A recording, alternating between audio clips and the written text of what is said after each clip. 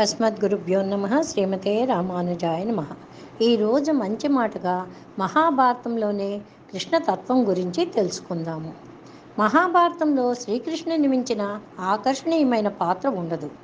మహాభారతం చదివిన వారికి అలాంటి శ్రీకృష్ణుడి పాత్రపై కూడా ఎన్నో అనుమానాలు కలుగుతూ ఉంటాయి. శ్రీకృష్ణుడు అండగా ఉన్నా కూడా పాండవులు ఎందుకు అన్ని కష్టాలు పడ్డారు?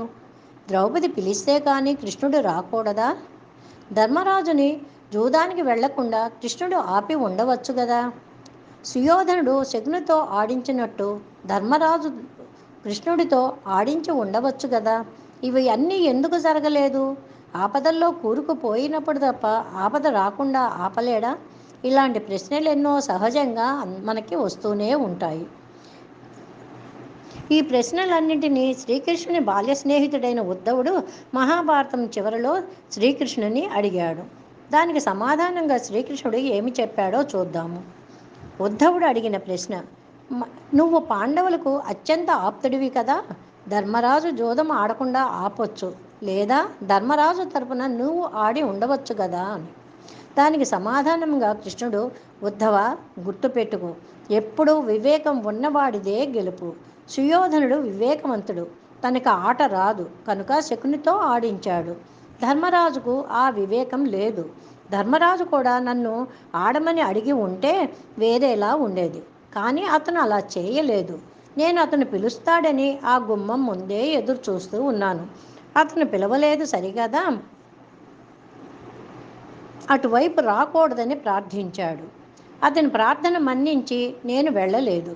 మిగిలిన పాండవులందరూ కూడా ఓడిపోయినందుకు ధర్మరాజును తిడుతున్నారే కానీ నన్ను పిలవలేదు. ద్రౌపది కూడా వస్త్రాలు తొలగించే వరకు నన్ను స్మరించలేదు. నన్ను పిలిచి ఉంటే రాకుండా ఉంటానా అని అన్నాడు శ్రీకృష్ణుడు.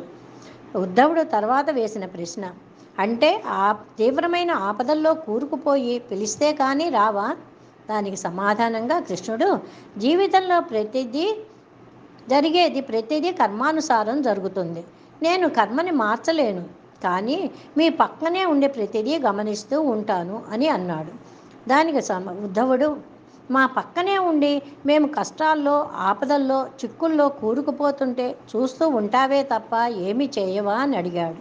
దానికి సమాధానంగా కృష్ణుడు: ఉద్ధవ, ఇక్కడే నువ్వు ఒక విషయాన్ని గమనించడం లేదు. నేను ప్రక్కనే ఉన్నానని నువ్వు గుర్తించగలిగితే అసలు తప్పు ఎలా చేయగలవు? కానీ మీరు నేను ఉన్నాను అనే విషయంని మర్చిపోయి నాకు తెలీదు అనుకొని ప్రతిదీ చేస్తుంటారు. అందుకే ఇబ్బందుల్లో పడుతుంటారు.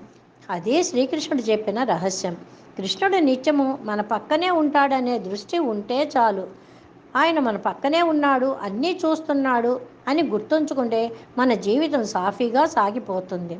ఇదే ఉద్ధవుడికి శ్రీకృష్ణుడు చెప్పినటువంటి కీలకమైన రహస్యము. కాబట్టి ఇక నుండి మనం కూడా భగవంతుడు మనలోనే ఉండి అన్నీ గమనిస్తూనే ఉంటాడని తెలుసుకొని ఎటువంటి తప్పులు చేయకుండా జీవితాన్ని సాఫీగా సాగిద్దామా మరి? శ్రీమతే రామానుజాయ నమః. జై శ్రీమన్నారాయణ. సర్వం కృష్ణార్పణమస్తు.